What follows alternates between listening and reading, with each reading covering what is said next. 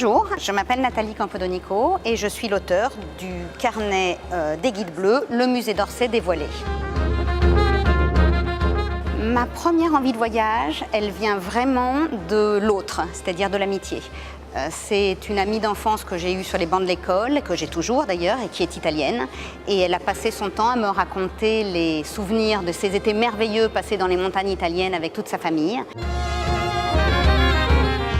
La Mongolie, les steppes de Mongolie. Je suis très attirée par les grands espaces, les plateaux, les hauts plateaux. Ah oui, autre chose, les déserts de sel. Mais je pourrais dire, les aurores, je veux aller voir une aurore boréale. J'ai pas encore vu d'aurore boréale, c'est pas possible, quoi. Je vais au Sri Lanka cet été. Super voyage, j'en suis très très heureuse. Je vais y passer pas mal de temps parce que j'y vais pour écrire un guide. C'est la Guida Rossa. C'était une édition très ancienne que j'ai découverte en Sicile et j'ai visité pour la première fois Taormina avec ce guide, Guida Rossa.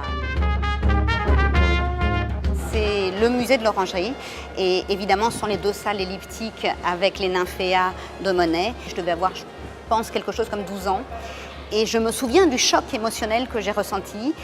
Et ça reste pour moi. Je pense que ça m'a vraiment, dans ma démarche vers l'art, vers l'histoire de l'art, ça m'a vraiment déterminée. Ça, c'est radical, j'en ai un qui me vient à l'esprit immédiatement. C'est en Birmanie, il y a quelques années. J'y suis allée avec un guide de la tribu Pao. J'ai rencontré une famille de producteurs de feuilles de tabac. On a commencé à essayer de comparer nos niveaux de vie. Et bien, au bout de quelques heures, on s'est rendu compte qu'en fait, on appartenait à la même classe économique. C'était pas très loin, en Sicile. Je crois que c'est en 2015. Et donc, avec ma petite voiture, il y a eu une déviation qui était mal indiquée. Peut-être qu'aussi j'ai sûrement mal lu ou mal vu. Et je me suis retrouvée dans une situation absolument épouvantable, coincée dans des routes complètement défoncées, obligée de faire sauter ma voiture de 50 cm en 50 cm sur l'asphalte qui faisait carrément des crevasses. Et tout à coup, coincée, et où je restais là, et évidemment c'était un dimanche, et où je prenais une sorte de piste de tranchée qui ressemblait plus à une tranchée brise-feu, ce que j'ai choisi de faire.